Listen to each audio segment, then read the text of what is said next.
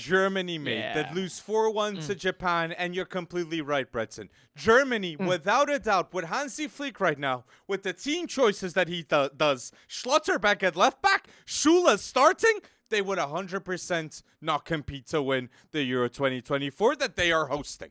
That would be embarrassing. Yes. They lost to Japan 2-1 in the World Cup with a remontada. And now we say Japan deservedly beat Germany 4-1 in their home soil. They cannot risk it to have another performance like they did in the World Cup now in the Euros at home. So that's why it's got to be. And listen, the fact that it didn't happen sooner is actually surprising, because 4-1 to Japan with 2 of the goals coming in the 90th minute and beyond, fine. That's whatever. But this is not a one-time thing. Okay, Hansi Flick had lost his last 3 games in charge, 4 of their last 5 matches, and he's won only 2 in their last 10, dating back to the beginning of the World Cup, which opened with that loss to, you guessed it, Japan. So the fact that this has not happened is more a testament sooner, meaning Hansi Flick getting let go. The fact that it didn't happen sooner is a testament to how Germany generally is used to what? Long tenures of their managers, right? I think they have one of the fewest amount of managers in a century-long history. I think they've only had, Yogi Love. I mean, hell, they might even bring him back if you're talking about 9 months. Probably not going to happen. But listen, it's another thing where you've got this future of Florian Wirtz. You've got this future of Jamal Musiala, of Nico Schlotterbeck. You've got a relatively good core that on paper you feel like should be doing well. And Hansi Flick, though he could do it with Bayern, could not do it with Germany. And they looked despondent. They looked terrible for the majority of the game. A guy, you mentioned it with England. So I'll draw the same parallel with Germany. A Gündoğan looks insanely different with Germany than how he looks with Barca, and obviously previous to this with Manchester City. That Stegen looks one of the best goalkeepers, if not the best goalkeeper in the world at Barcelona. But at Germany, he looks lost. No confidence with the setup in front of him. I'm not saying that Germany has scrubs at defense, but how are they set up? Schüller starting? No. Schlotterbeck and Rüdiger, no doubt, should be the duo starting. Watch Dortmund play. Even Emre Can. I'm not saying, I think Emre Can, look, he's a quality leader. He's a good midfielder. But if you have Kimmich, Gündoğan, don't play Kimmich at right back. Simple things that you expect with excellence. So I'm going to repeat, I really believe Euros 2024, Germany knows they have to have a different team. And a different team, it was with a manager like Julian Nagelsmann. That, look, if Nagelsmann makes the choice to go and coach Germany, it's a bold choice in his career. He's young, and he could go to a Champions League contending team with the work he's done previously at Bayern Munich. So it's a risk, but I would like to see risks and bold choices, Bretzen. Come on, that would be unbelievable. I'm with you. I'm with you, but you want to know what would be bolder than hiring a German-born coach, because Germany tends to hire German-born coaches. What would be bolder? Is it time potentially to think about going foreign with their coaching hires? Now, I've got nobody in mind, unless you're going to somehow bring, I don't know, Dunga back, or bring a Brazilian over and try that out for 9 months. I think I'll be honest. I think what's going to happen here, Alex, is they're going to give Rudi Völler the reins. They're going to let the assistant coach maybe take it through, and I think that's probably the more prudent way to go about things. And Germany is generally known for prudence, at least ever since this rebuild. But this rebuild is flagging. This is not a Germany that you look at and you say, oh my gosh, I'm blinded by the potential. Right? Yes, you got Wirtz, you've got Musiala, but we can sit there and we can talk and poke holes in the rest of their developmental structure right now, which we are not used to talking about these days. When you talk about Bundesliga stars, you're generally talking about what? Foreign-born stars in the Bundesliga. Right now, yes. So right now, exactly. And so even Musiala was developed in England. You're right. At Chelsea. You're absolutely right. So even with that. And so, you're probably not going to reinstall Yogi Löw.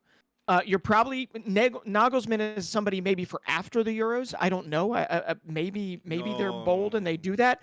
But I just feel like there's only been, I think, like 11 coaches in 100-year plus history of the German national team. Obviously, it's since been reunified and all of that stuff. So it is just unbelievable to me that Hansi Flick, who we all thought was just a really good hire for them, could not get it done. I mean, his tenure is worse than Jurgen Klinsmann's. And that's saying something, okay?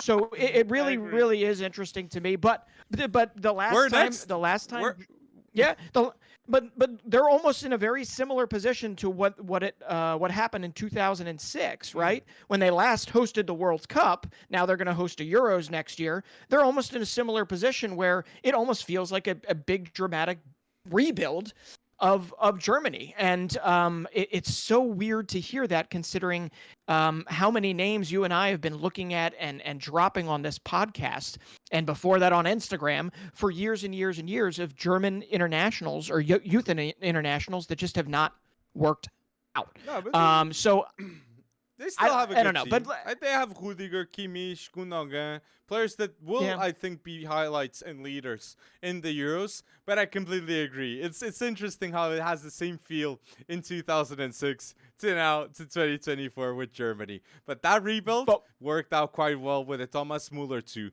And you said it, mate.